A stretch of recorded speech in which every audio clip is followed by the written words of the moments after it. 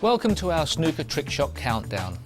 Now the World Snooker Trick Shot Championships brought together the best in the business as we entertained the crowds with a dazzling array of tricks. In an effort to win the trophy, players developed routines, introduced props, got the audience involved, and tricks became more complicated as we competed for the best score. We had to perfect compulsory tricks, win the audience cheers on the clapometer, battle against the heat and bugs in Sun City, South Africa, and take on some of the most daring shots seen on a snooker table. This is your chance to see the highlights. The Snooker Trick Shots was a great show and not only involved a display of skill from us professionals, but a degree of wit and showmanship to boot. I ended up winning the World Trick Shot Championships 3 times, not due to the quality of the shots, but more that my best mate Barry Hearn used to be a judge in the early years. And when the players started to complain about this and demanded the introduction of the clapometer, Barry then moved the event to my hometown of Brentwood. So we'll be counting down to see which shot is classed the best of all and be hearing from a few of these famous faces along the way.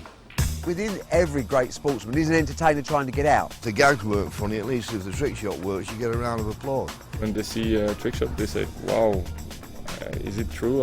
You know, it's impossible to do this. Many things is good in the life, but laugh is one of the most important things. And I believe that is show that make you laugh and see a nice shot. It really basically came down to who could be the funniest on the night. And I mean, they're all got their own characters in different ways with joke telling or the shots or the way they set it up. And it really came down to the entertainment value. So we begin with one of snooker's greatest characters, Willie Thorne. He was a professional before the game broke big on TV in the 80s, and then during snooker's heyday, he became a household name. He probably didn't win as many tournaments as his talent deserved, but he's now taken his knowledge and great insight into the game into the commentary box, and snooker's the richer for it. He's invented terms like the negative safety shot and the flat back pack. Every credit, Willie. This is the lovely Rita. You know, all the people who act always have an assistant. Why we've got men, I don't know. I don't know what's happening. It's always the lovely Rita, isn't it, every time with those, huh? I'm going to have to cheat a little bit here. This is something I prepared earlier. Just amuse yourselves for a second, I'll be with you very shortly. Right, that looks about right. That looks about... I don't know why I'm trying this. Well, I should imagine that piece of paper is at the back of the pocket because the balls are going to go up the cues, and he doesn't want to see them disappear over the pocket. But never mind. Where did the white ball go? Here we are. La-dee-dee. Actually, I don't know whether you noticed that I do a bit of commentary on the TV. And of course, it's very difficult when it's going out live to the nation, like it is tonight. Because of course, if you say anything that has double meaning, you immediately get people writing in or ringing in to say that you've said something wrong. Well, apart from mumbling a few times, I haven't said anything particularly wrong. But I'm sure you've all heard of Whispering Ted Lowe, have you? You all heard of him? Has he ever guessed a shot right since you've been listening? He was commentator on a game between Fred Davis and Eddie Charlton. It was a long game. Now, Fred Davis at the time was 67 years of age. It's about 7 years ago, this is a true story. Fred was trying to reach over the table to play a shot. He couldn't reach it. So like we sometimes do, he tried to get his leg on the table to play the shot like this. He still couldn't reach it. So like we also sometimes do, Dennis Taylor you see many times playing it, decided to play the shot left-handed. To which Ted Lowe, going out live to the nation on Grandstand on a Saturday afternoon, decided to come out with, well, there you are, ladies and gentlemen, at 67 years of age, Fred Davis is a little bit too old to get his leg over. Now, you can imagine he realised he was in trouble at this and tried to escape by saying he prefers to use his left hand instead.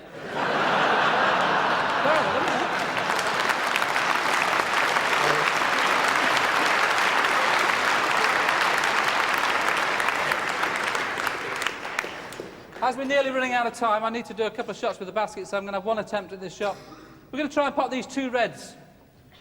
We're going to hit this red up the 2 cues around the top of the pocket, down the 2 cues, pop this one. The white will go off the cushion, go up these 2 cues around the top of the pocket and pop that one. I'll quickly do a handstand around the table while all this is going on. Try and pop both reds. Here we go. Just attempted, just stop that happening. Yes, lovely. If I get them all first time, you'd all get very bored, wouldn't you? I'm just the stooge. I told you I can't play these shots. It looks lovely when it works, this one, it just never works. Right, here we go. Now, what this red was supposed to do, you see, now this is just happening in slow motion. It just goes down like that. And that one goes in there like that.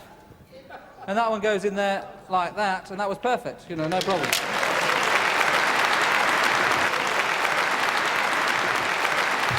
John Parrott's been one of the all-time great players. I mean, anybody that's from the World and the UK Championship is obviously going to be a great player.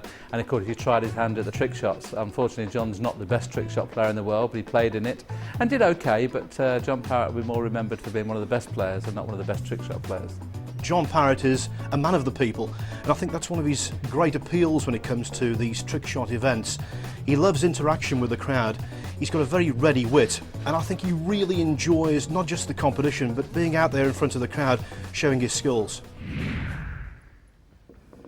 So there he is. He's a little boy, he's 7 years of age, and all he ever thinks about when he gets up in the morning is tractors. Nothing else in his life matters but tractors. He goes to all the fairs everywhere he can. Absolutely loves it. Every minute of his life he loves going to see these tractors.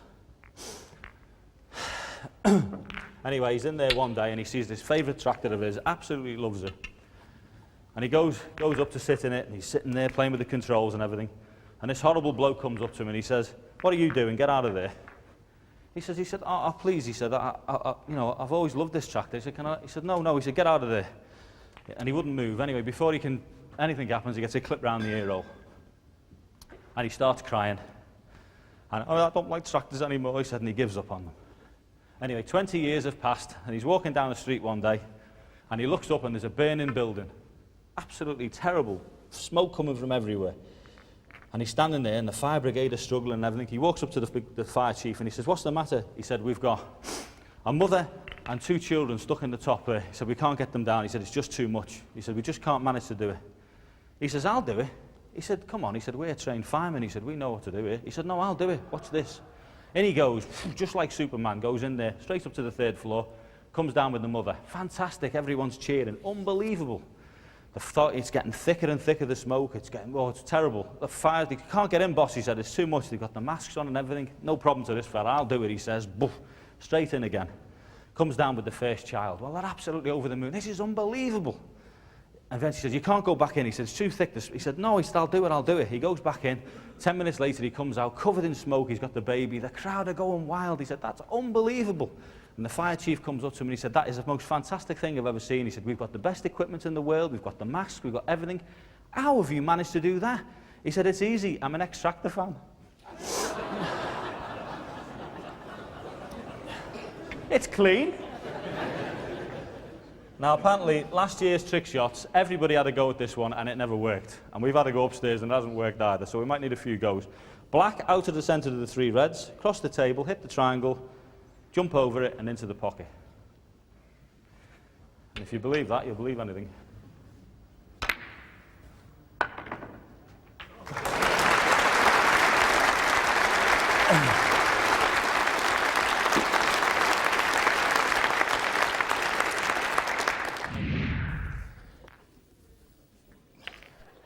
Terry Griffiths was due to play in the 2000 event, but had to pull out at short notice.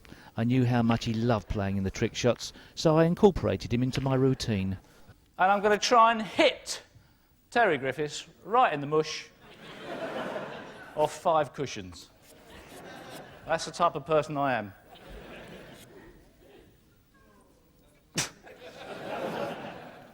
So, 5 cushions. 1, 2, 3, 4, 5, and straight up the main nostril, okay?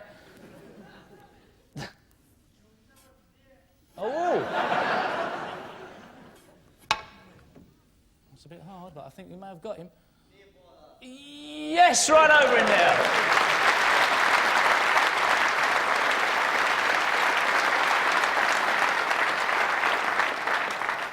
smashed his glasses and ruined his hairstyle. My most memorable trick shot tournament was without question in Sun City, South Africa, when we performed the show in a Roman amphitheatre with various nightlife flying around and landing on people and praying mantises just dropping on the table, and it was hilarious. And if you remember the J. Arthur Rank gong at the end of each film, the end of each trick shot, with this huge muscle man on the hill banging the gong when the time went out. It was so over the top, so outrageous. It summed up World Snooker Trick Shot. It was a fun event, but the competition was fierce. Terry Griffiths was one of the contenders. He had already won the first ever championship in 1993. Right then, what we can try and do is pot the black for you in the centre pocket. What happens here, the white ball goes off 1, 2, 3 cushions, up the cues here, against the back of the pocket, back down the 2 cues, and pots the black in the middle pocket. Yeah, I know. You can laugh, I got to do the shot, you know. Right. It's difficult to judge the angle, so I'll just have a few trial shots of this. If I get it the first time, it counts, okay? There you go. It's quick enough.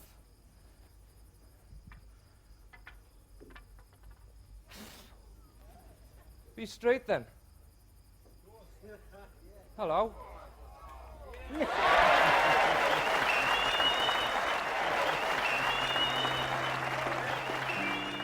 We are there to make, to try to make happy the people watching us. So, and I believe most of time they are very happy to watch. Also, because most of time we try to do something new. Fabio, he, again with him, it didn't matter what the shots it was his way of not knowing very good English, and he would just gesticulate round the place and you know, Fabio from Italia. He is just hilarious, and another one that really entertains. Excellent guy, and love him to bits, good looking as well. I've only known or seen Fabio Petroni in the last couple of tournaments actually. I met him 4 years ago, I think it was up in Glenrothes. Again, he brought a different dimension. You know, the English players or the UK-based players have a certain way to play trick shots, but this guy, he brought a different dimension and different trick shots altogether. It's very big, this table here. Okay. Just like that.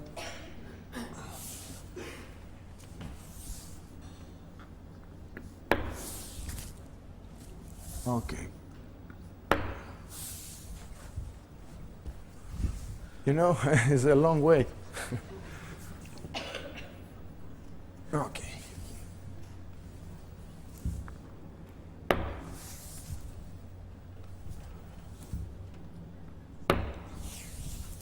Okay, now I try to make the 4 ball. Now I think you will ask yourself, why there is 3 color and 1 black? 3 red and 1 black. Did you ask yourself? I don't know, just... Okay, 4 ball. Black, red, red, and red. I try to make more difficult with my leg. Elevate.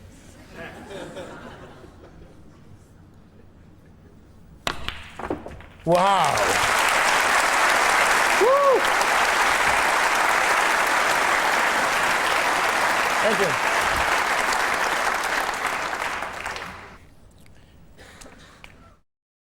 In 2000, my routine featured the early shots. We were in Glenrothes in Scotland, and I wasn't too sure how much they knew about the history of the tournament. So I thought I'd tell them a pack of lies. Joe Davis was the first ever winner of the trick shot routine, and in the early days, obviously the trick shots weren't anywhere near as complicated as today, and Joe Davis actually won the first trick shot championships with his first very tricky long black into the corner pocket, which at that time was very, very novel, because most of the time they were only playing shots from 2 or 3 feet before they missed them. But Joe Davis actually played this particular shot and won the 1945 World Trick Shot Championships.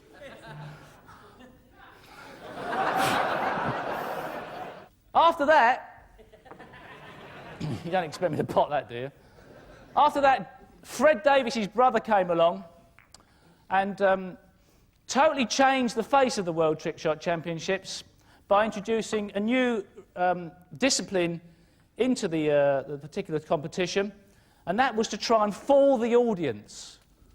From up until then, Joe was just playing shots, and people thought they were fantastic. But Fred was the first player to actually come along and try and tell the public that something else was going to happen, or that something that couldn't be believed was happening. So Fred actually introduced this amazing trick shot that was the cutting edge in the 60s. I've lost you, haven't I? So Fred put the balls in this position and proceeded to shock the crowd by actually saying that he was going to hit the black ball before hitting the two reds. There were gasps, as I hear you gasp now, from the audience back in the 60s. They didn't have a lot of entertainment back in those days. It may have been the 50s, I can't remember, who cares. And Fred casually walked up to the table and played probably the first trick shot every young child now learns, which is to hit the black ball before you hit the two reds with the white ball. And this is how Fred did it.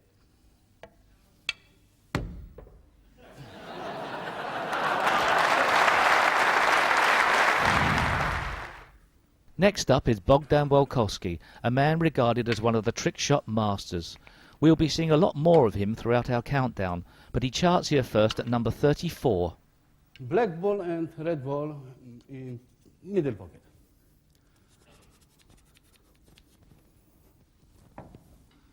Two cushions and one triangle, yes? Triangle.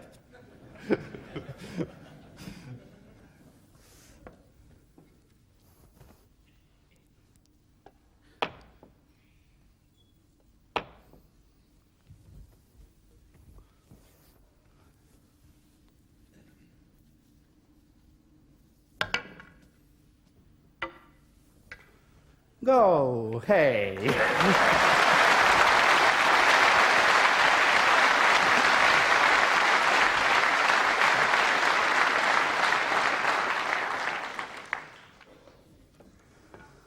Now, very interested trick shot. Fabio tries one of his earlier shots again, this time making it a little more difficult. Okay. So, I will tell you that I've been in their home in Doncaster, and the wife say, Fabio, oh, my husband doesn't work too much. He's so lazy, and he has a little belly, you know. So I promised to her to keep him. I say, hey, I call him in TV. He wants to come, maybe, you know. And I make a trick for him. Now I show you. He's here, huh? He's there. Oh, Steve, how are you? Steve and Maria. They just married. Okay, Steve, you want to come, please?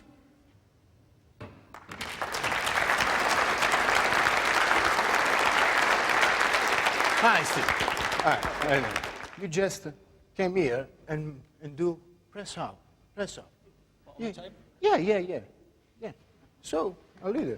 We practice. yeah, you come. We practiced this for 2-3 days, so he's getting better now. Don't touch my ball, huh?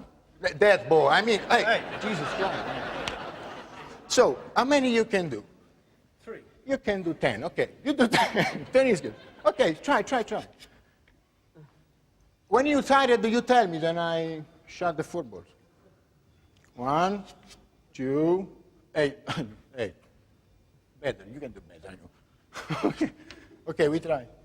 I'm with this car. You don't help me back. Okay, now. Wow! Oh, thank you.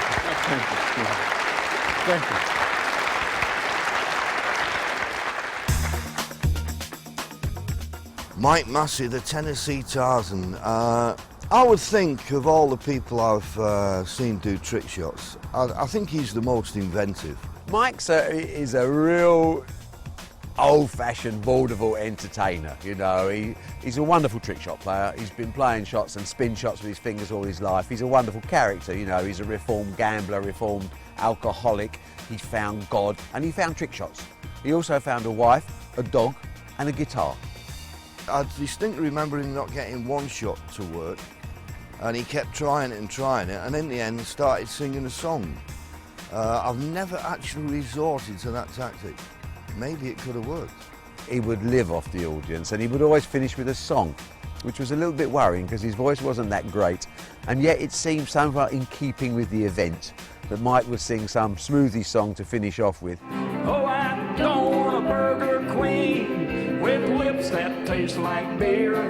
Got a prime filet waiting for me when I get away from here. I swear to you, her lips are sweeter than the best strawberry wine. So thank you, miss, but no thanks, 'cause I'm a-doing fine. Apart from singing, he's also a very good trick shot player, probably one of the best in the world. He always used to develop new shots to make sure the judges were on his side.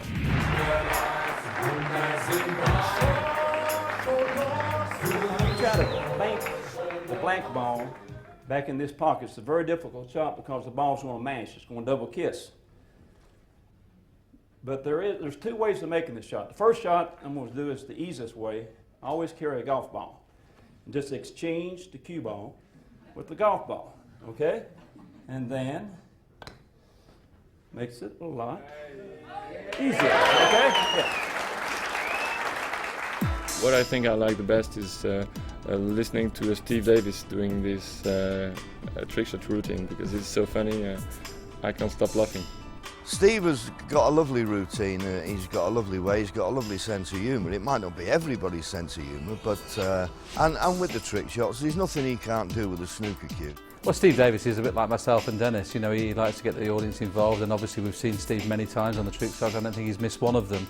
The thing is with Steve, he very rarely does a trick shot. You know, he seems to spend more time having a chat with the crowd and having a laugh and a giggle. I think one routine I saw him do a few years ago, I think he did 2 trick shots, both of which, you know, somebody with one arm could have played, but he had a laugh and a giggle, and I think he could finish second that year without playing a shot. It seems like he's done 20 shots. You analyse it, he's done 3. And then he does that cheating one where he has 3 balls stuck together.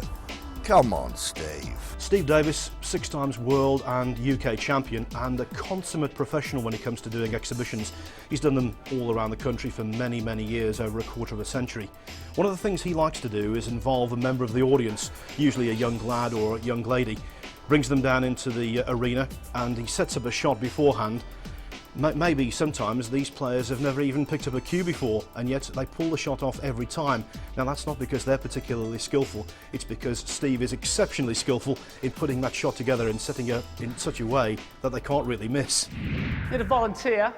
Yeah, could get us a packet of crisps.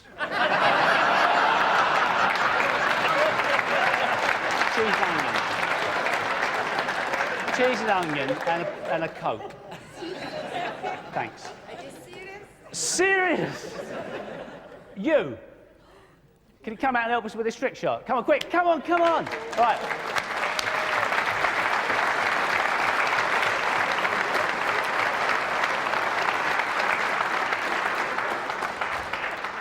What's your name?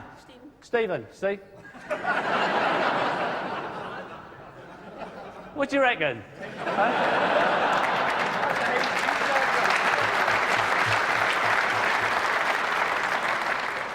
It's been a while since I visited Paisley, Stephen. This is your life.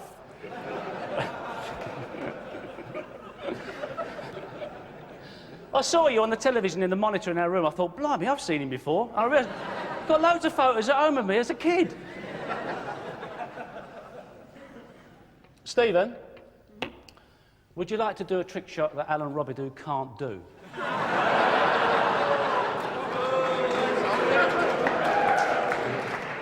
It's a bit bitchy, I know, but yeah? OK. You play a bit. Can you play a bit of snooker? No, not at all? You can hit the ball. Well, let's see if you can hit the ball first, just to obviously, I'm in stroke. I've played 1 shot, so you might as well just try and hit that white ball up and down the table. Get used to the table. Just give it a whack. Nice big whack. Steady, steady. It's much. Have another go. Just get the feel of it. You know, relax. Enjoy yourself. OK. No, oh, that wasn't so hard. I'd like a bit more power than that. Give it a nice big whack. That's good, okay. Right, so what Stephen's going to do, and I don't wish to highlight the fact that Alan didn't get this right. This is a tough shot. No.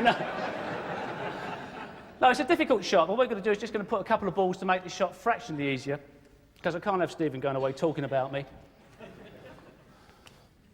That's Christian. He's been sitting there.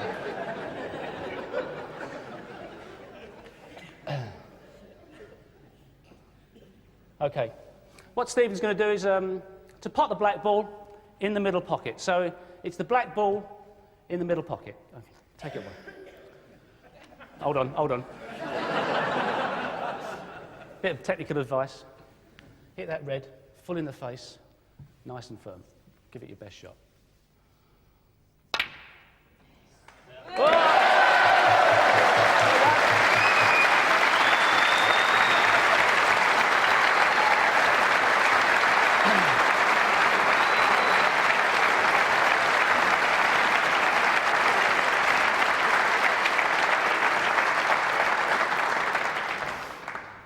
Smart arse.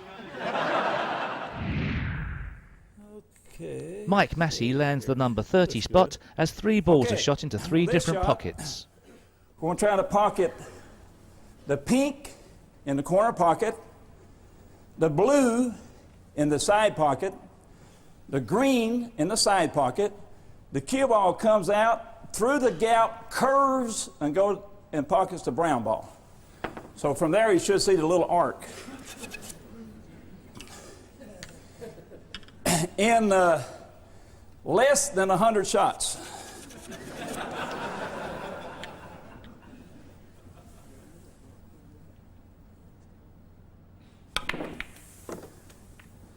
Okay, we got part of it anyway, right? All right, so I'm going to try it the same way one more time. If it doesn't go this time, it's impossible. I don't know why I'm so nervous. I've only done this about 10,000 times, you know. I guess it's good to be nervous, all right? They say you're more alert.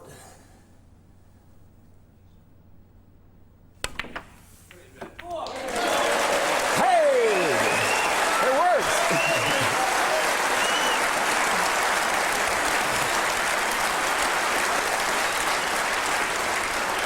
Okay. Charting next is the disappearing shot. It was one of the compulsory shots in 1995 and a chance for a bit of one-upmanship on your opponents.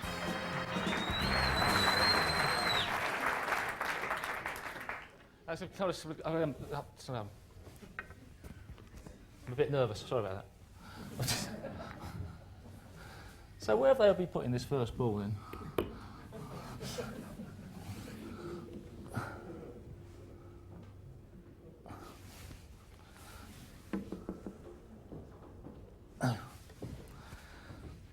There's no need to know, it's all right, you can stand.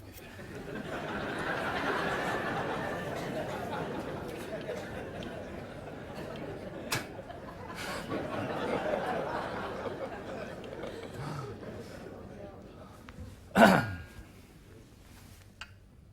think it's about there.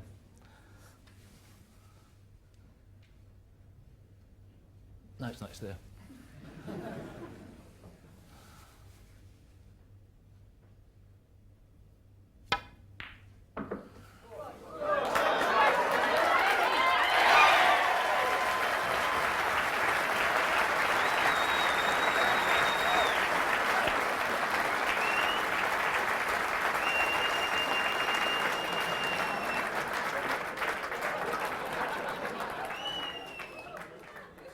How many?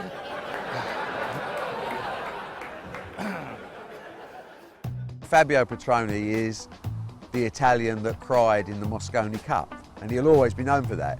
But he's also a crazy trick shot performer. You know, he'll dress up like a woman.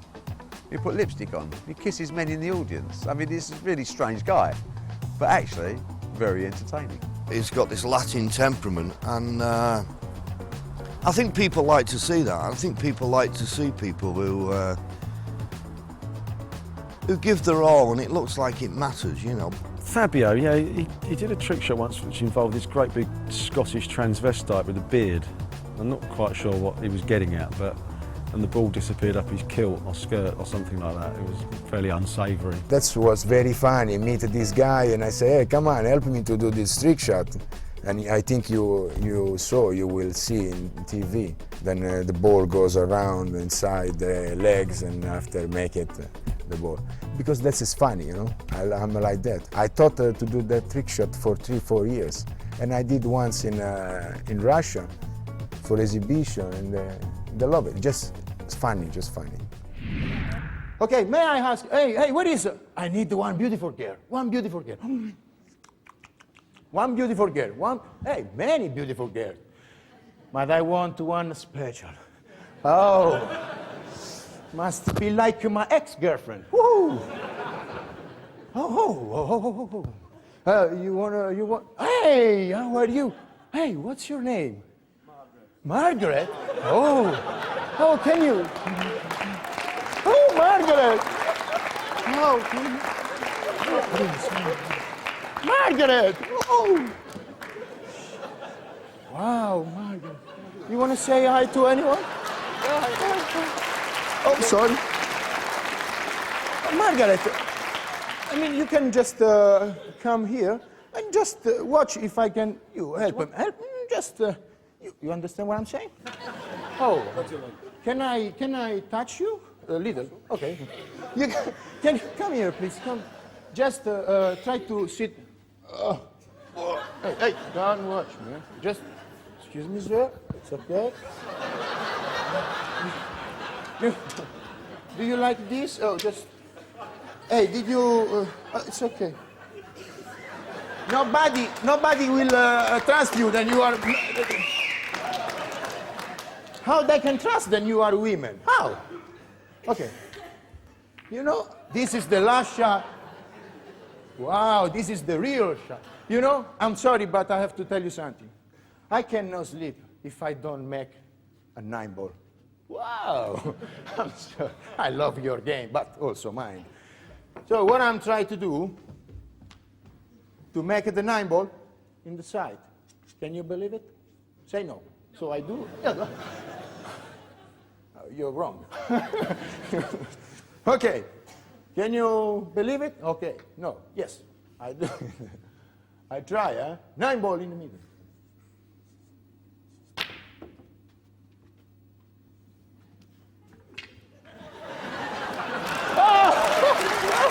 Fabio Petroni, ladies and gentlemen. Hey, Fabio.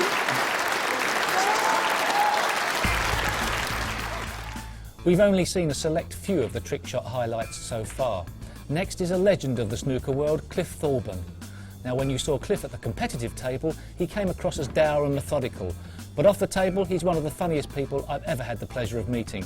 In the atmosphere of a trick shot competition, where the emphasis was correctly on entertainment, well then Cliff was a master.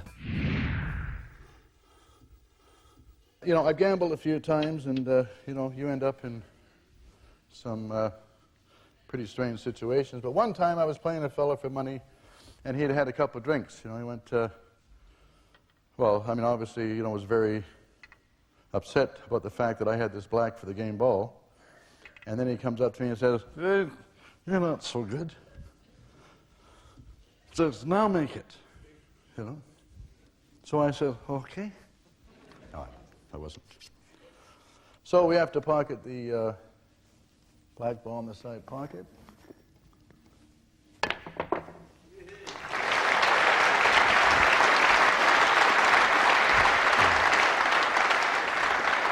Now, invariably, when you're playing somebody in a club and he's had a couple of drinks, he's normally got a backer, isn't he? And then his backer says, oh, that's fine and dandy. But let's see you do it now.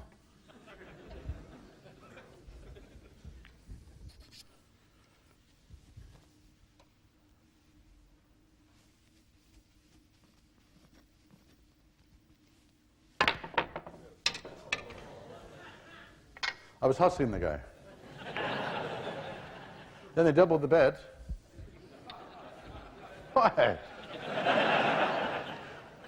I've never conned anybody in my life, and I hope to God I never have to do it again. Come on now, please. Okay.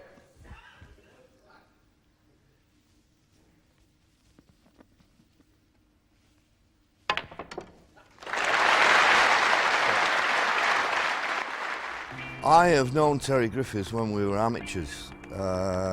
Before we turned professional. We turned professional at roughly the same time. And Terry, like us, all of us, has always had a trick shot routine. I think Terry really doesn't really try and invent shots, the shots he's been doing a while, but he's got that lovely Welsh sense of humour and that lovely Welsh accent that has always made him very appealing. And I don't think he does it too much anymore, but he was always very popular with the public. Griffiths I remember because he used to keep doing his hair. You know, Griffiths would sing a song because he's Welsh, and then he'd stop and comb his hair. That's what he was more famous for than his trick shots. But he was a lovely curist, and you know, and Terry had this lovely laid-back way about him. Once we put him on a time clock, it was all over for Terry. Well, Terry is a great trick shot player. He was very affable with the crowds and things. I remember coming up when I first turned professional, and I did a few exhibitions with him out in the clubs and things like that. And that's where we learnt our trade, and before the big money came into snooker. And of course that's where it all came about. And the natural progression was to do the Trick Shot Championship, which was fantastic when it came around. Well, Terry Griffiths, 1979 world champion, he was involved in the very beginning with the matchroom trick shots, and he did silly things like using props like the 10p piece where he rolled it down the cushion trying to pot a ball. He was really old school, and he didn't really do any of the more advanced trick shots. One of my favourite little shots, we're using a 10p coin, an old 10p coin. It's a bit awkward when you go into the gentleman's toilet now, isn't it? You haven't got any new 10p's in there, it's a bit dodgy. Right, then the 10p's placed in the side cushion here. Excuse me. What we're going to try and do is knock the 10p, swerve it around the middle pocket, comes down the table there, and knocks the pig into the corner pocket.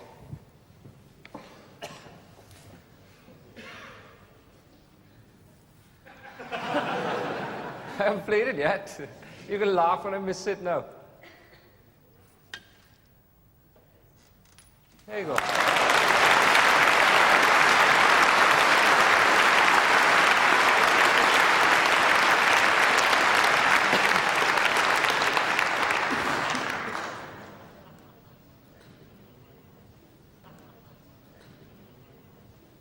We all know Dennis Taylor, very good at the trick shots, and Irish sense of humour, yeah, terrific, very popular with the audience, and the big glasses swing it, don't they? You know, people look at him and go, how can you wear a pair of glasses like that? Dennis is just amazing. The audience, always knew that they had this air waiting for him to come out because they were going to be entertained, and that's what it was about. You know, trick shots are about entertaining the audience. They don't care how hard or difficult they are, they just want to be entertained, and he just had them in stitches from the minute he walked out to the minute he left. Well, of course, Dennis Taylor, one of the crowd favourites, and when he went out there, he always used to try and take the mickey out of other players, but what he did do was always take the mickey out of himself. And I remember one time he came out with the biggest pair of glasses on, but obviously false ones because he had windscreen wipers on. So what he always did was entertain the crowd. What about the Dutchman? That wanted to go fishing, and it was very, very cold, 15 degrees below. So he still wanted to go fishing. So he brought some whiskey with him and his fishing rod, and when he got there, it was so cold, he had to cut a hole in the ice. So he's got the fishing rod in the ice, he's fishing away, and a voice said, "There are no fish in there." So he looked round and there was nobody there, so he had a swig of the whiskey. Fishing again, a voice again said, "There are no fish in there." So he looked round and he said, "Is that you, God?" And the voice said, "No, this is the ice rink manager." It was a skating rink. No.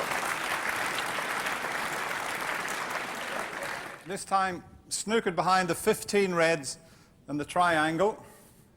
Got to get the white over the 15 reds, down the table, through the triangle, on down the table, pot the black. And if this one doesn't work, I'd watch the camera.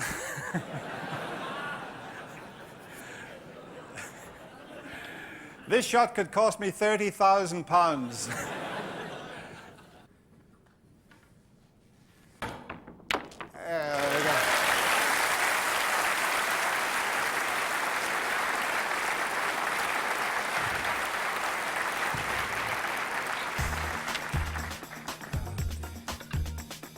You never know if the shot you're gonna try is gonna work. So if it's not working all the time, then the audience is gonna, oh, who is this guy? Why is there?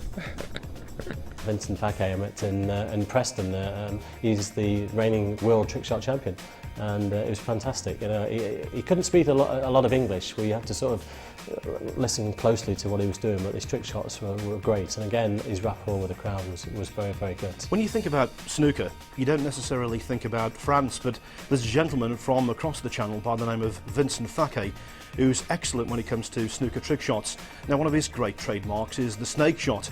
Now, this particular shot has got plenty of venom and quite a bite. Bang, bang, bang, it's over. It's tremendous. Bonsoir, comment ça va? Ça va bien? Oui? Très bien. Donc je vais commencer par un coup très difficile. C'est un coup où je dois rentrer une seule bille. Oh, so, did I speak French? Yeah? Oh, sorry. Okay, I will speak in English because I think not everybody will understand French. So what I'm going to do is using the 15 reds to put only one ball, the black ball. Let's see. Seems a bit extravagant, really.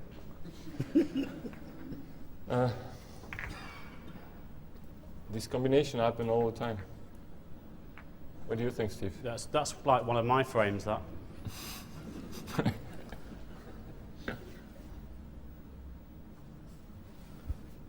Oh, somebody touched my ball. Remember that safety shot I played, Steve, and you all finished there?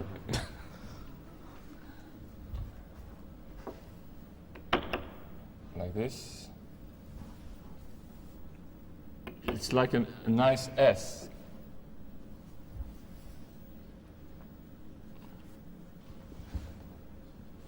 I need the black ball. Do you think it will go? Okay, I will explain right now what will happen. Okay, with the white ball I will carom the first red, will carom the other one, the other one, the other one, the other one, and make the black ball. And hopefully I will have enough power.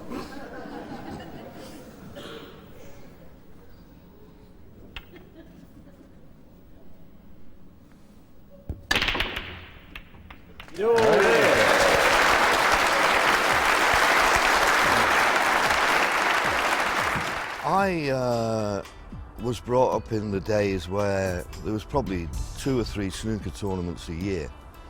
So basically your bread and butter was doing exhibitions, and mainly in the summer exhibitions were done at the holiday camps. The tables weren't very good, so you couldn't really display how good you were by playing snooker, so you had to develop a trick shot routine. It was a bit like a vaudeville act. Well, Virgo, of course, an impersonator more than a trick shot. You know, he would take off the players. He did a wonderful Alex Higgins impersonation, which would have everyone in hysterics. You know, he's a very funny guy. Again, a lot of these players have got a comedian lurking behind them, and Virgo was very much a sort of the straight, stand-up, dry, funny man. I mean, we all know John for his takeoffs of certain players. We've seen that at the Crucible Theatre, and John again is a great exhibition player, and his trick shots are fantastic. Well, John Virgo is another great pal of mine and a great trick shot artiste, and of course he became very famous with a television show, but he developed new shots all the time. He was always bringing little things like tumblers and that, and always trying to entertain the crowd at all times. Put the black on this tall tube, like so.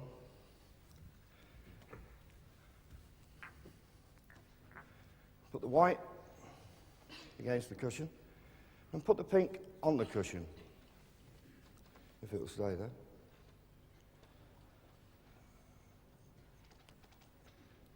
There you go. And the idea is to spot the pink and black.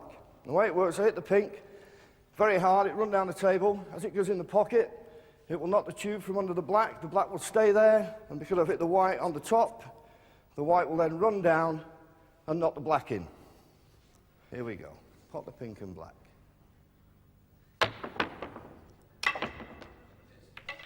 John Virgo pleases the audience again there. Next, Mike Massey, charting once more at number 22. You know, everyone's been doing some jump shots, so I thought that I would try a little jump shot, and maybe a little bit different.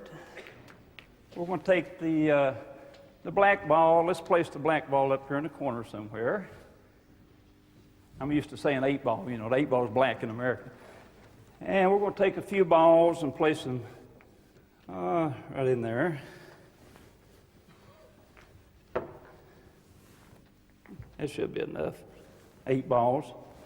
Now, I like pressure. You know, as the players have been talking about pressure, I like pressure. So we're going to take some water and pour in the glass, in the cup. Now, I'm going to take the cup. Who follows me anyway? Yeah, the Polish player. He's got some great shots. Maybe if I miss this shot, he might have some trouble, you know. Okay, now, where's the cue ball? Here it's. What I'm going to try to do here is jump over the 8 balls, the cup of water, and pocket the black. That's a pretty high jump. It's awful quiet in here. Y'all make a little noise here. You know, when it gets quiet, everybody gets nervous, you know.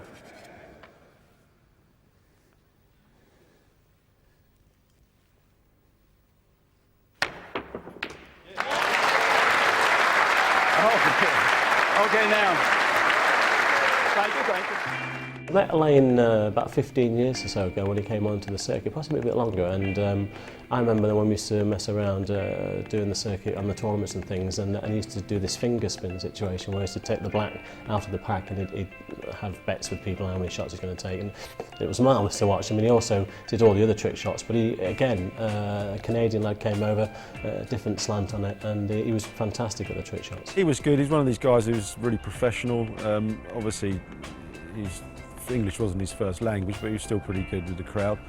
Yeah, just kind of well-rehearsed, well-practiced tricks that tended to work for him. Well, when Alain Robidoux was on the circuit, we were very good friends. We used to talk about the Montreal Expos baseball team all the time. He was a big fan of them, and I love baseball as well. So I've got a vested interest in Alain. The great thing about him was those finger spins he used to do. No one else could quite pull them off like the French Canadian. And when he went out into an arena to do his trick shots, like John Parrott, like Steve Davis, like all of the great entertainers in snooker, he seemed to warm to the crowd's involvement. And the more they got involved, the more he seemed to enjoy himself and the more he seemed to excel. Okay, what I'll try to do here, I'm going to try to play a force follow on the white, hit the red. The white's going to go in the tunnel here and hit all the reds and try to put the black in the corner. Always easy shots, eh? Okay.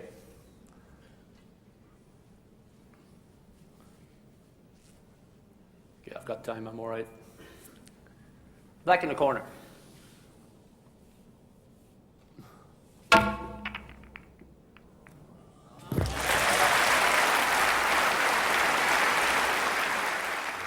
The next shot, which has reached number 20 in our countdown, is one I did in 2001. Now, when you're as boring as I am, you're paranoid about the crowd walking out or possibly falling asleep. So over the years, I've learnt not to have too many silences during my routines. Constant verbal drivel is the mainstay of my shows, that and never returning to the same venue.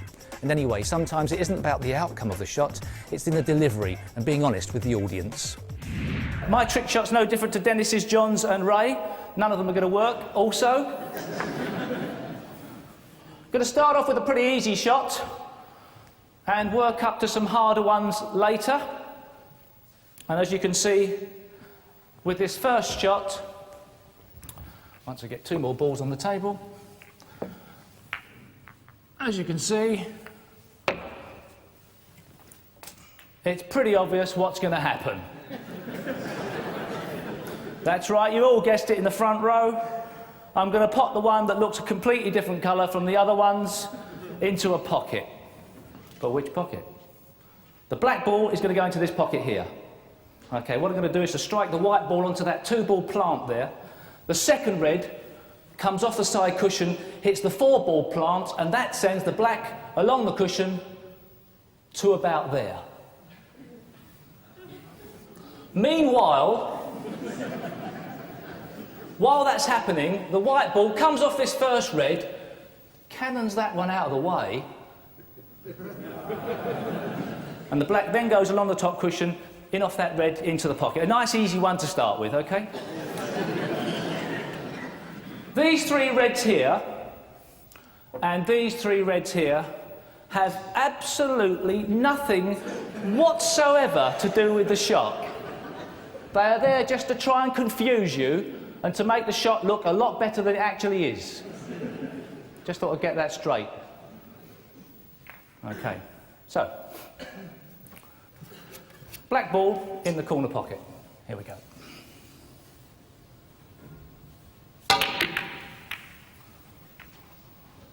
Whoa, great!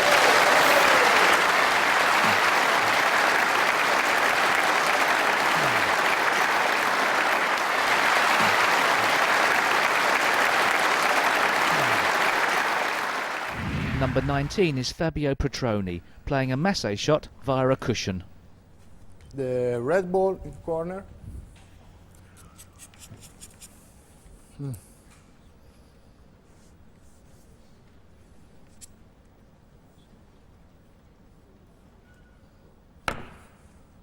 Hey!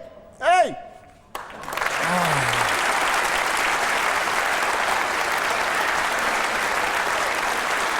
That's nice.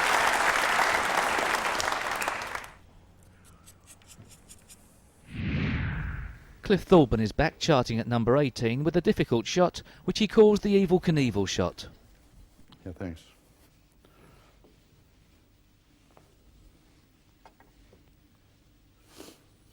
Okay. I'm going to try and pocket the pink ball from what appears to be a seemingly hopeless position up into the corner pocket up there. Yeah, thanks. Missed one shot, eh? My God. No pressure.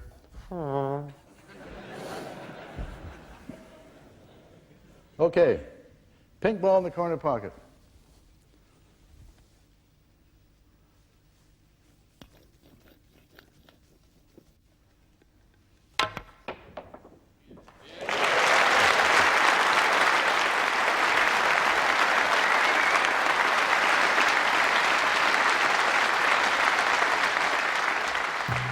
Bogdan, arguably the greatest of all the trick shot players. You know, this was a full-time job for Bogdan. You know, he would go home, he would work on his trick shots 52 weeks a year. He was not a snooker player or a pool player. He was a trick shot specialist, and it shows in his shots.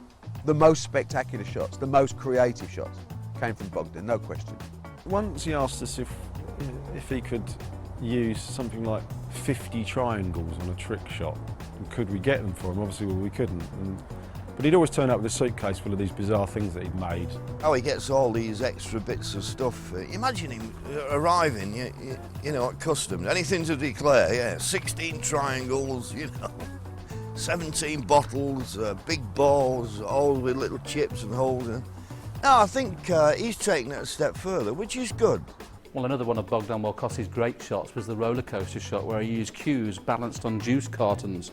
Of course, the idea was to send it up the cues over the top down and pop one in the corner pocket, and he developed that shot, and he was more relieved than most when that one worked.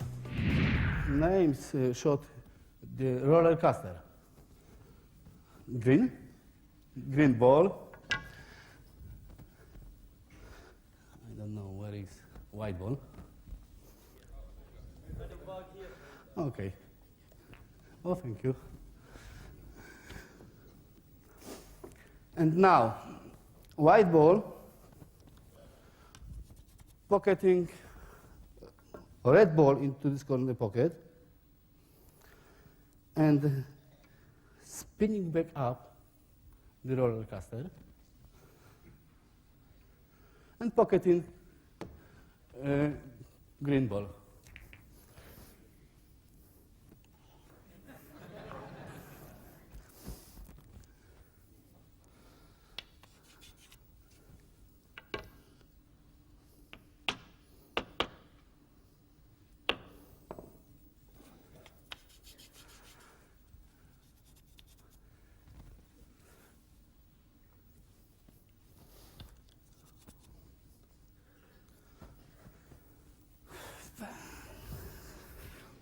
No tak był dobry.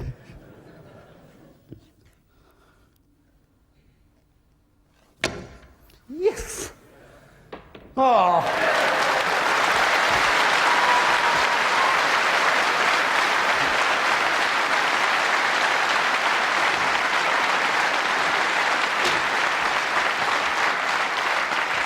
Thank you. The next snooker player to be added to the countdown is Alain Robidoux.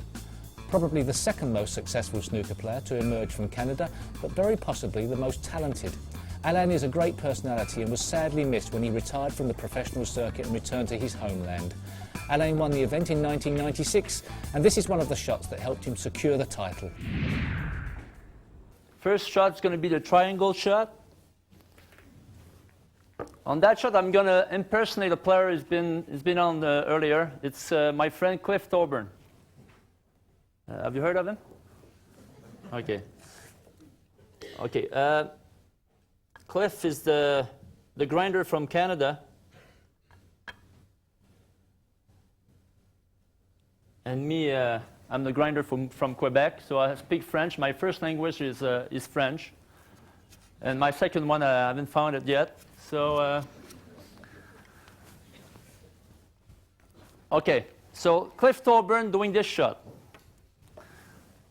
Okay, the shot I'm going to try to put the red in the corner, tough shot, you know, red in the corner. And stop the white dead so the triangle can stay up on the three remaining balls. Yeah. Easy shot, okay?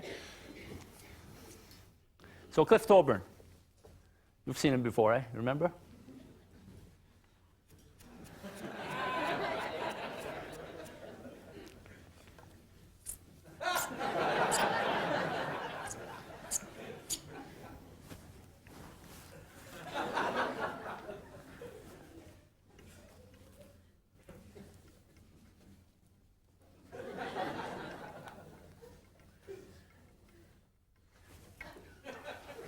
Not ready yet.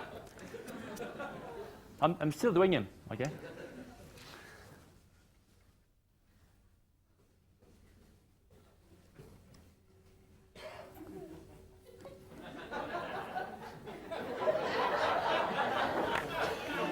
Okay. I said, no, I'm going to do it because I don't know how to do it. So, okay, stop that with the white.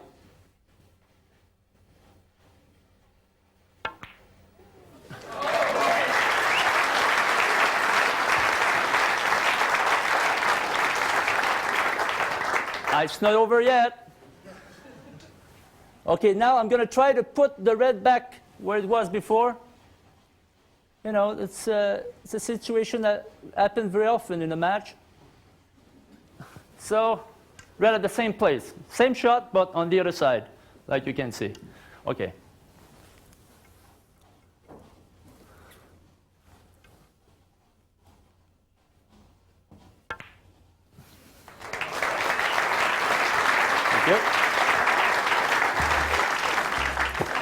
And I've known Cliff Thorburn since he first came over from Canada.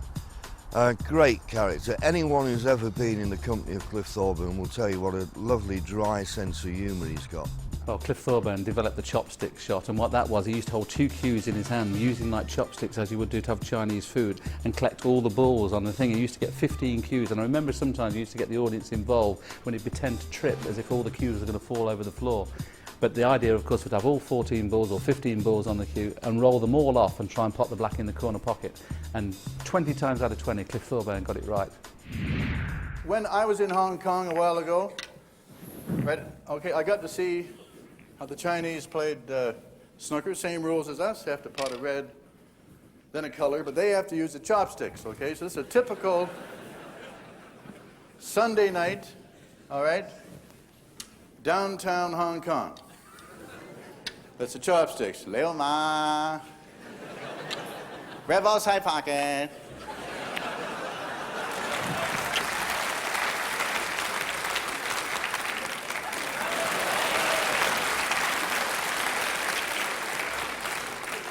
Bank in the side, never missed this shot as a professional in my life. We go straight from 15 to 14. Here's John Virgo. This is a quick one. This was invented by a Japanese lady pool player called Kiramoshi, actually. And it's called the Japanese gate. And basically what we see, we put the cue near the cushion, 2 reds in between the cue and the cushion, and the idea is to pot the pink without moving the reds. Okay? It's supposed to work something like this. There you go, you see. The Japanese gate. Oh, it's over here. Most of these players had a great rapport with the audience, and each one of their personality came across differently. You know, some would camp it up, some would be, you know, quite vulgar humour, some would be very dry humour, and what you saw was the personality of the player coming out through the medium of trick shot entertainment. Always like to have the crowd around, because when you have the ambience and you feel like they help you to do your shots, and they give you some positive I don't know the name, but you get more power and to do your shots. When it comes down to it, with a lot of trick shots, it's not the striking of the cue ball, it's how you set the balls up. So you can spend 5 minutes setting balls up, and then quite often the ones that look good is when you get a kid out of the audience and you basically say to them, right, hit that cue ball there reasonably hard, and they don't know what they're doing, they hit it and 57 balls fly into pockets all over the table. Those ones are always quite good. Mike Massey's famous card trick for me is the greatest one of all of the snooker trick shots, because it doesn't just encompass snooker skill, it also involves magic. How he does it, I don't know. If I was a member of the Magic Circle, I wouldn't break the code, purely and simply because I haven't got a clue how he pulls it off. We're going to take the glass and place the pink ball on the blue spot. Okay. I need a volunteer. Need a volunteer for this shot here. I'll tell you, yeah, right here. Would you come out here, please? Yeah, come on out here.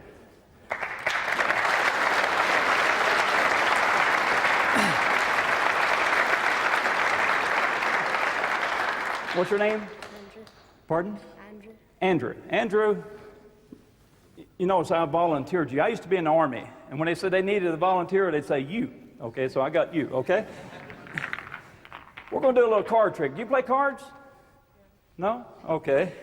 After this card trick, you'll probably never play a card game in your life, okay? We're going to take a deck of cards. Here they are, okay? Normal deck, bicycle cards, okay? Now, we're going to take the cards, and what I would like for you to do, let's take this card and put it up here, is just choose a card there. One card, yeah. Okay, I want to turn my back and show it to the audience, okay? Show it to the audience. I wish I had a mirror. Yeah. Okay, y'all see the card, right? Okay, I'm going to turn back around, so don't let me see the card. Okay, here I come. Okay, now place the card on top. Now we're going to take the card, cut the cards so your card is in the middle of the deck, right? Your card's in the middle, okay? Now we're going to take a Scottish coin. Is that a Scottish coin? I was in Barcelona a couple of weeks. I don't know. Okay, now we're going to take the cards, place the cards in the glass with the help of this coin and the balls. We're going to try to find your card and pocket the 2 balls at the same time. Okay? Here we go.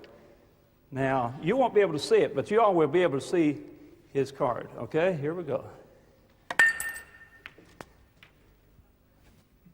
Concentrate.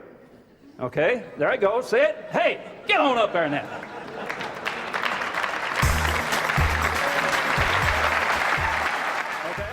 It's always been easy to hit a ball into a basket. I mean, if you hit a ball, if you really hit it hard, you could probably have the ball in the D, the white ball, and the basket in the middle of the table, and you could jump it into the basket. When we were doing that last one in Preston, I thought, I wonder how far I can hit a golf ball. So I put the basket at one end of the table, and I put the golf ball at this end. And I said, I'm now going to hit the golf ball, only because I'd done it in rehearsal, you know, and I thought, when I've been practicing, I could hit the golf ball full length of the table. Obviously, you've got to be very accurate because, well, it's only that wide, the opening. And I did it first time. One of my greatest achievements. But the worst thing about my golf is my chipping. You'll vouch for that, Cliff, aren't you?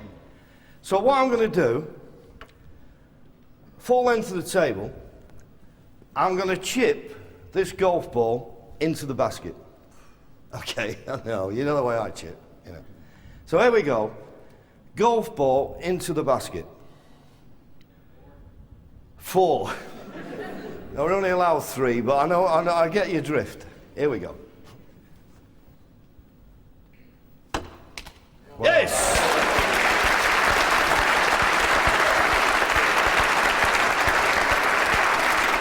What a show. What a hell of a show, man. Thank you, Bogdan. Wow. So I'm not a bad chipper after all. No, you're not.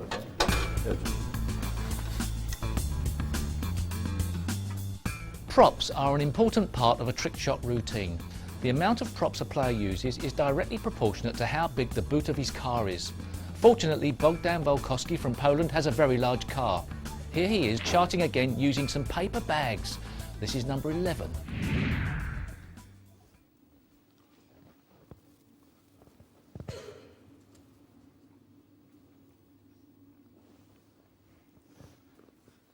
Six.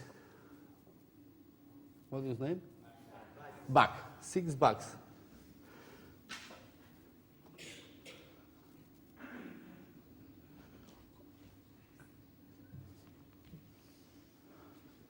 One balls, corner pocket. And now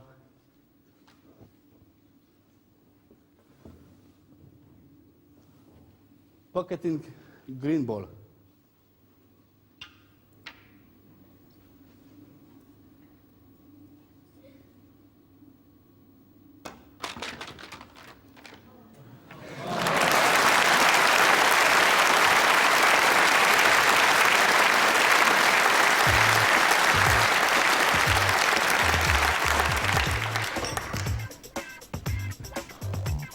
We're about to see the top 10 greatest world snooker trick shots. And so far there have been some great clips, including Bogdan Wolkowski's roller coaster, John Virgo's Japanese gate shot, and Cliff Thorburn doing the chopsticks. So which trick will be crowned number 1? Well, there's always been a great rivalry between the players on and off the screen, and it's no different here. As soon as a player messed up a trick shot, you could be sure someone like Terry Griffiths would be going straight out afterwards, attempting the same shot, for one-upmanship rights. So let's count down the remaining 10 greatest snooker trick shots. Charting at number 10 is Mike Hallett. My first introduction to trick shots was in 1995 when I was invited by Barry Hearn to Sun City, South Africa, and it's a fabulous tour. We were there for about 6 days and I really enjoyed it. Mike Hallett's one of these bullet a gate type of people, and I think he proved that when we did the last one at Preston, you know. The problem is that if a trick shot doesn't work, then you just sort of give the impression anyway that that's amazing. That's the first time it's never worked. Mike was, probably an older breed of UK snooker player who from the old days had a repertoire of trick shots that they used because they do club nights and that quite a lot. Yeah, Mike was pretty solid. I don't think he ever won it or got on the winner's rostrum, but I think he did his best. I do 2 or 3 different shots with the basket, and this is one of them. Rapid fire shot is the guy holds the basket, the lad holds the basket. I've got 6 reds, and I rapidly knock those reds into the basket, and I ask him to hold the basket tightly. And of course, when I miss, it's his fault. It's not mine. He's moving the basket or whatever. But we had some fun. I think it took me a couple of takes, 2 or 3 takes, to get it right. But it was great fun. The young lad enjoyed it. What's your first name? Sean. Sean. Sorry, Sean. Yeah, I'm sorry. Is that your father? Is that your dad? Would you like to stand up, sir, please? Could you stand up? He's a big one, Steve. Where's the head of security, just in case? And then, what I'd like to do, Sean, right, okay, if you just test in there, if you just see there's not much room to get a ball in there, okay, would you I'd like to just pop it round to the audience, so somebody just have a quick look, you know. Just show them you can actually get a red in there. All right. Not too long, we've got a 45-minute show, you know. Right, come on, just milk it a bit more, go on. How many laps are you going to do? What I want you to do, there's nothing in there, no tricks on it, okay? All right? Say yes, Mike. Thank you. Right, okay, Sean, what I want you to do, I've got 6 reds here, ladies and gentlemen. I'm going to try and pop all 6 reds into the basket, but I need you to hold that basket very tight against the cushion, okay? You get points for doing the trick shot right or not doing them right. Injuries. Injuries. Right, we're going to try and pop all 6 reds into the basket, ladies and gentlemen. This is called the rapid fire shot. Okay, hold it very tight.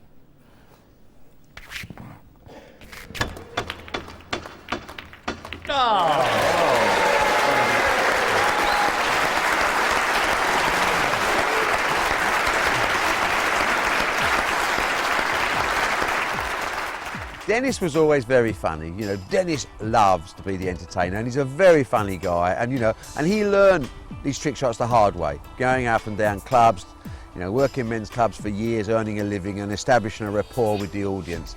Dennis is obviously most famous, I think, for his machine gun shot, and also for winning the World Championships in the greatest ever final ever seen. Those 2 things will keep Dennis working for the rest of his life. The machine gun shot is the hardest shot. Any player will tell you that. You can do all your spinning, as Mike Massey, but the machine gun shot is the hardest one of the lot, because there's an awful lot of skill in playing a machine gun shot. And, you know, I would say that is the hardest one to play. Dennis Taylor was one of the very best at the machine gun shot, and a lot of players used to watch Dennis because he'd always get at least 7 or 8 balls. One year he decided to do it slightly different with golf balls, so it was an absolutely first-time one. And as usual, he got it right. Now, anything can happen with this shot here. As I say, the machine gun shot was made famous many, many years ago by the late, great Joe Davis. I don't think this has ever been attempted anywhere in the world. I don't think it has anyway. I'm going to try and do the machine gun shot with the golf balls here.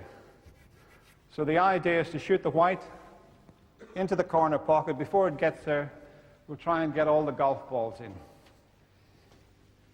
Steve Davis, who was on earlier, there's only a few players play the machine gun shot. Steve Davis can do it with 15 reds. He doesn't use a white, though. He's a lot of fun these days, isn't he, Steve, eh? Remember, he used to be a right boring sod back in the 80s. Wasn't he?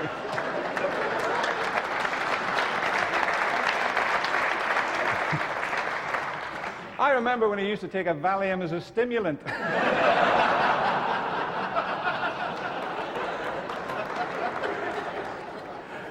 Barry Hearn, who still manages him, used to say to me, he says, "Don't you worry about Steve Davis." He said, "He's got a great head for money." He said, "He's got a slot in it right on the..."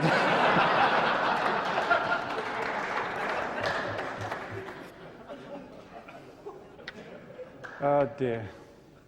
How long have I got left here? 2 minutes. Time to tell you one final wee story, because Andrew helped me out there. I hope I get this right. Reminds me of a lovely wee story. Scotsman and Englishman, Irishman, Welshman, drinking at the bar, waiting on their wives. They're on holiday. So they're having a few drinks. And they start talking about the family. How many family have you got? The wee Scotsman says, "I've got an 11-year-old son." He says, "We called him Andrew because he was born on St. Andrew's Day." That's very good. So the wee English fella, he says, "Do you know that's a coincidence?" He says, "I've got an 11-year-old son, and we called him George because he was born on St. George's Day." So the Welshman says, "Well, you're not going to believe this, but what a coincidence. I've got an 11-year-old son as well, and we called him David because he was born on St. David's Day." And the wee Irish fella says, "Well, you're not going to believe this," he says. "But what a coincidence," he says. "Do you know the same thing happened to our pancake?"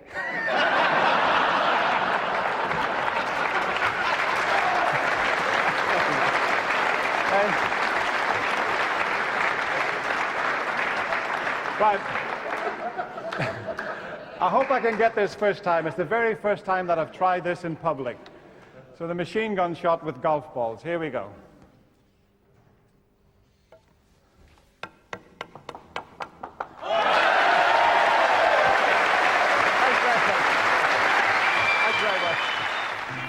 Mike Massey, he always always is regarded, I suppose, as the master through the way that he set his shots up, because he would use like all the balls on the table and take a long time setting up what looked like a tremendously complicated shot. But what it actually was, it was more the way of the setting up rather than the difficulty. It wasn't a skill shot, it wasn't necessarily a hard shot. The balls were going to go as long as it was set up right. But then you think, okay, that's his talent, that's what he's good at. Then all of a sudden he'd start this finger flicking one, where he's throwing the ball up with his fingers and putting a spin on it, and it would come around and come back down and pop the ball over the corner. And then he'd reduce the space. Lengthen the space, so it got harder and harder, and you had to take your hat off to him. That the guy is, you know, he's a master. I'm gonna go around the black and pocket the red, and then I want you to pull the ball on back like doing the limbo, okay? Okay, just catch it when it does go. I gotta get. There we go. Okay, catch it. Whoops. Okay, now going back. Gets a little more difficult, chalk up. I didn't bring my favorite caddy, you know. Whoa. There it is. Get on over there. Okay, going back. On the black spot. On the black. I never went back this far before. 1, 2. There. There it is. Go. Okay, what?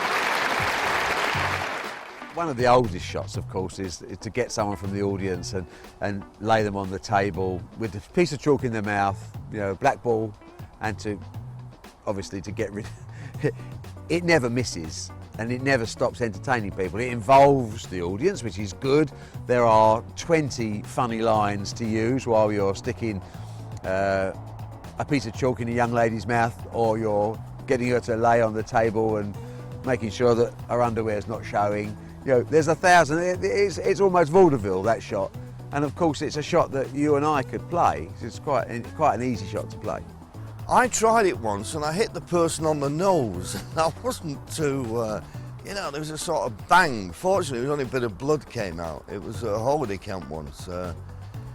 So it's not a shot I like. I find it a bit threatening, really, that you're having to hit this ball out of someone's mouth. Well, Dennis Taylor was one of the very first players to develop a shot where you would actually shoot a ball out of somebody's mouth. He always used to get a pretty girl out of the audience, and the idea was the girl has to lie on the table, hold a piece of chalk in her mouth with a ball on top of it, usually the black ball. Dennis would be down the other end, and of course, while he's got the girl lying there with the ball, he'd start cracking jokes. The ball would fall out the girl's mouth, and he really loved to get the audience involved. But eventually, of course, with the ball in the lady's mouth, he would shoot the white, hit the ball, and the ball would go into the corner pocket. A shot that really got the crowd going. If you come around this side, just sit on the table, swing your legs over there, lie down with your head there looking up at the ceiling. That's, yeah, a little bit closer this way, and over there slightly. If you just lie down, that's perfect. What happens here, we put all the lights out. No.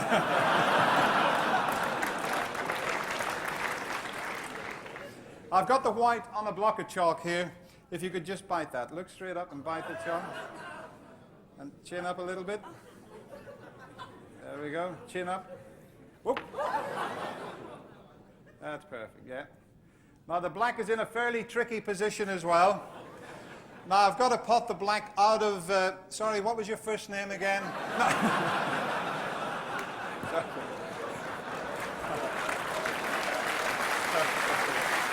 Oh, that's it. Chin up a little bit.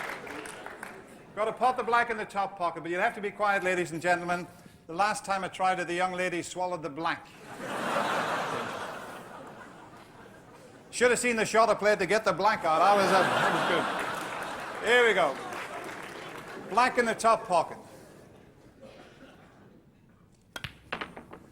Oh, first out here. Thank you. Give it. Thank you. That's fine. Thank you. Ladies and gentlemen, Dennis Taylor. We continue to see some unusual props in our trick shot countdown. In this next trick, Vincent Fake gets a call from France, which helps him pocket the balls. This is number 6. The 9 ball. Okay. This is my mobile phone.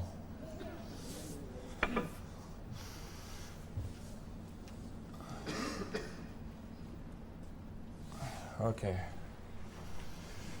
So here I have to pocket 2 balls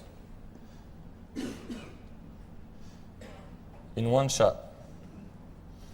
So the white ball and the 9 ball. So this is very difficult. Okay, so back from here to France. Normally the phone is ringing and I pocket the 2 balls.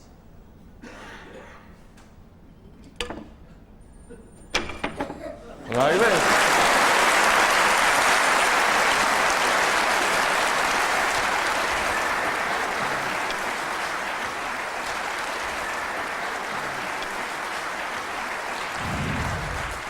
Fabio Petroni makes it into the top 5 with some fancy footwork. And the red, but I must change my shoes. All right? This morning I practiced in Doncaster Field. All right, okay. Okay, what I'm going to try to make the shot the cue ball. It be back and must come outside of the table. I will make some, you understand, and make the green one here. For the first time in my life, maybe I do it.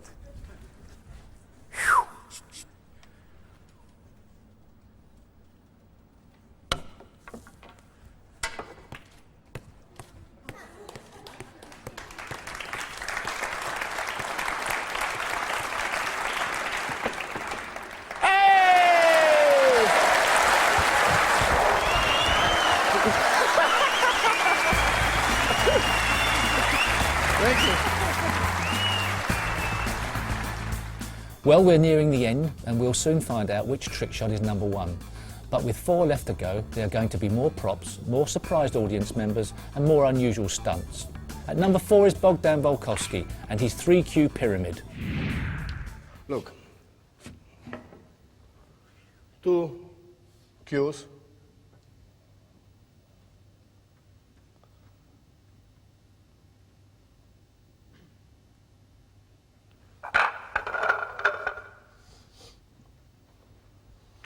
Black ball.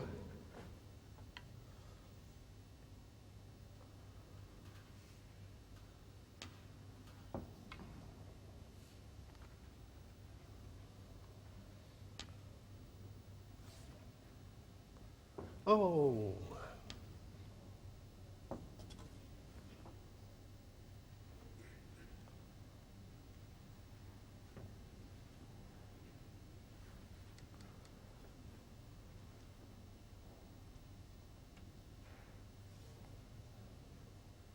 And make pyramid.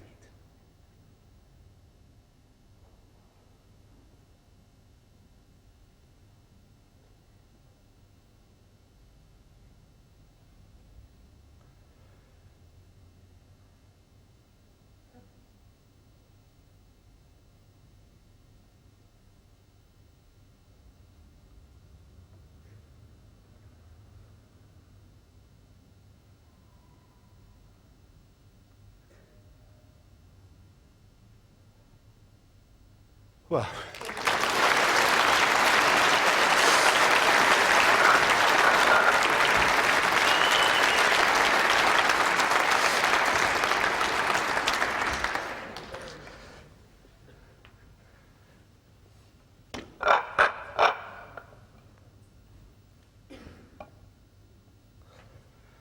now free cushion and close triangle. Maybe.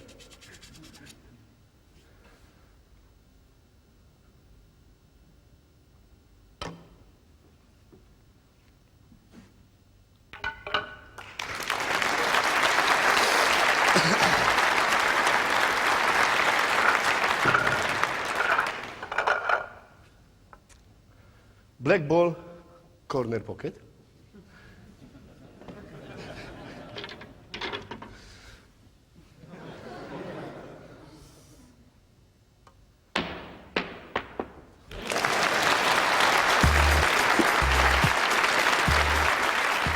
Props and trick shots go hand in hand, and as the game gets more complicated and perhaps more creative, more props are used. We started off with playing cards, we ended up with bottles of beer and mobile phones. You've got to watch the shots to understand that there is, whatever helps to make it more entertaining, people will use. But originally it was just cues, you know, and you'd put cues on the table and play shots around the cues, or Thorburn would do his Chinese chopstick shots with the cues. But then, of course, along came the Masses and the Bogdans and the Fouquets, and they got creative. I mean, suddenly you're seeing balls of fire and balls going through them. It's like a circus. But that's nice, that's entertaining, because the players have actually gone away and thought about how they can make their routine more demanding, more creative, and above all, much more entertaining. Okay. This is a shot you'll probably never get in a game of 8-ball. What we're going to try to do is shoot into the 13 ball, have the cue ball jump up, hit the 3 ball, and have the 8 ball fall down and stay on top of the bottle in less than 100 shots.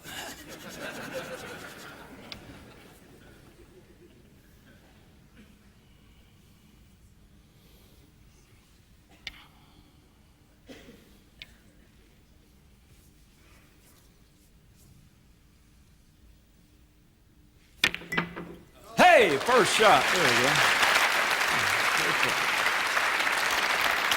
Vincent Fate misses out on the top spot, but secures number 2 with a magic trick. Lida, and you?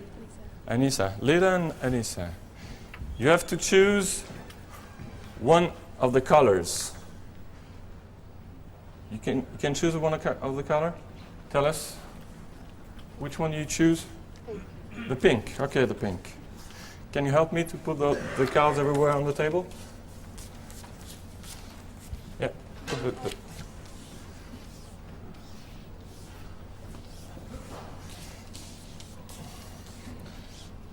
Yeah, everywhere.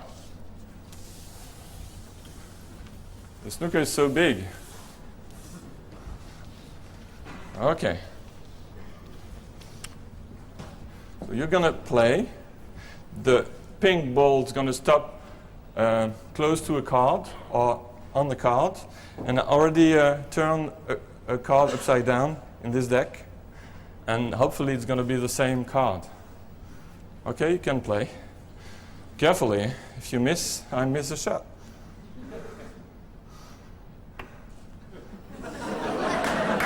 No, you have to play a little harder, okay? I said carefully. Sorry for that. Okay, harder. Yes.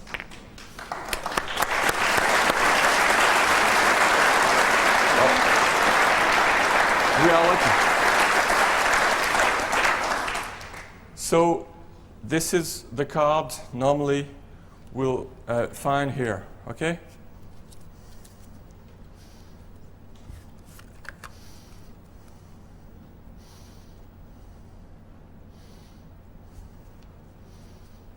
Okay. Want to take the card? You can watch. 2 of hearts. Can you turn this card? Because if I turn it, you're going to say I'm doing a trick. It's a 2 of hearts.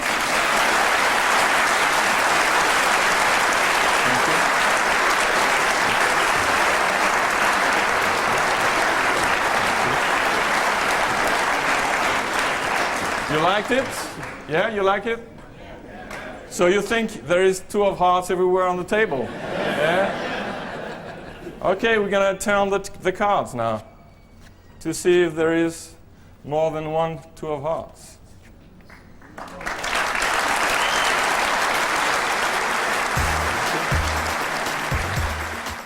I suppose, you know, as the game developed and the real specialists came in, you know, you'd have to look at Bogdan, who has created some more spectacular shots than anyone.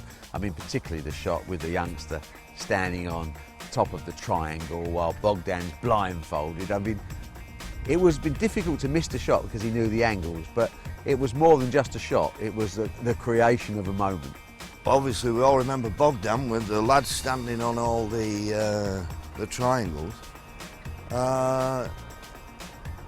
I never really see what that shot's about, apart from the fact you can balance so many triangles and get someone to stand on them. So maybe it's the quality of triangle that we should be appreciating. And then he just knocks one ball into a pocket, and then it's replaced by another ball. Although, don't try it at home, as probably is the motto. Bogdan did a trick shot whereby he balanced some triangles, I think, on balls. So there'd be 3 balls with a triangle on it, then another triangle on top of that, and then a member of the audience, generally not so hefty member of the audience, would stand on top of it. I mean, it was very, very precarious. And then what Bogdan would do would shoot the cue ball into one of the balls that holding the racks up. The ball that he hits would fly off, and the cue ball would maintain that position, so there'd be no loss of balance. And it worked always well, and it was pretty spectacular, but it was one of those things where when you looked at it, if it went wrong, it could be potentially dangerous, because the kid would then come toppling off the ball, crack his head on the slate of the table and probably break both arms and legs on the floor. So that never happened, thank God, but it was always in the back of our mind. Well, one year he decided to go a step further. He used to get children out of the audience to stand on the triangle on top of the balls. This time he got the presenter out there, who was obviously a little bit bigger, a little bit heavier. He wasn't sure whether it would work, but he was delighted when it worked first time. My last and the last shot. Last shot. The pyramid from 2 triangles and 6 balls and 1 person.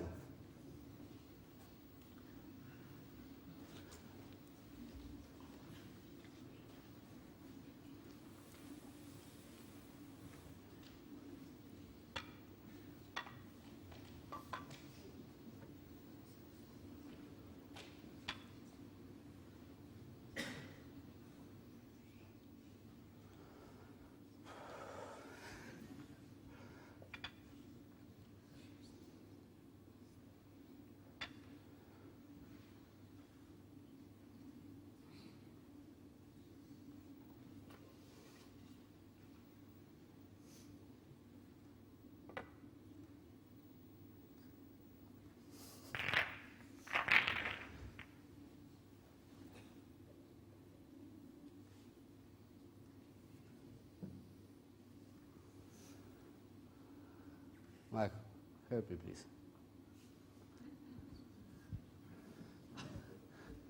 This is finished. I've got to stand on, I've got to stand on that, right? Yes, please. Oh, no.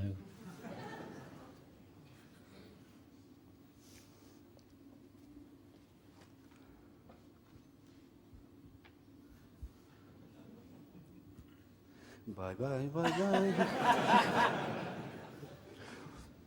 Oh. You gonna... Stop. Right. This shot, I make covered eyes. You yes, okay. Referee.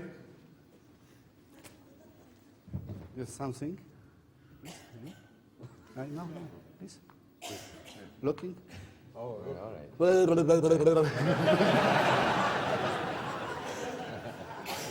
No? No.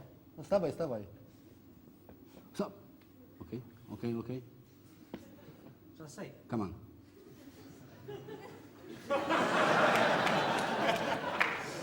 Stay. Oh yeah. Oh, I don't like this. It's all. I don't like heights.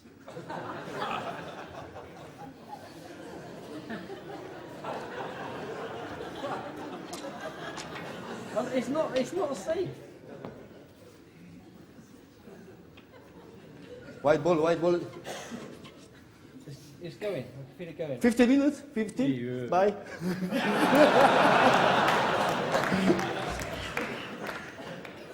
Red ball, middle pocket.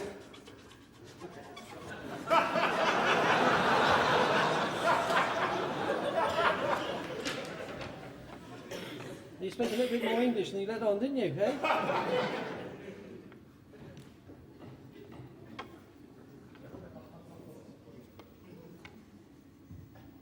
Take your time.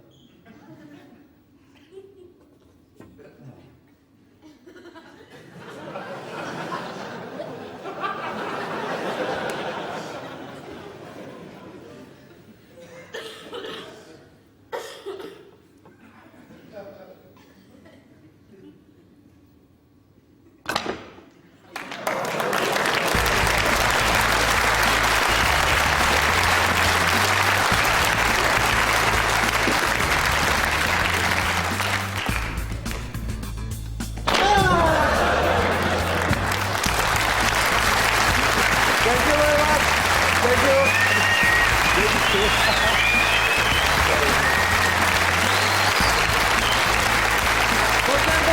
Ladies and gentlemen.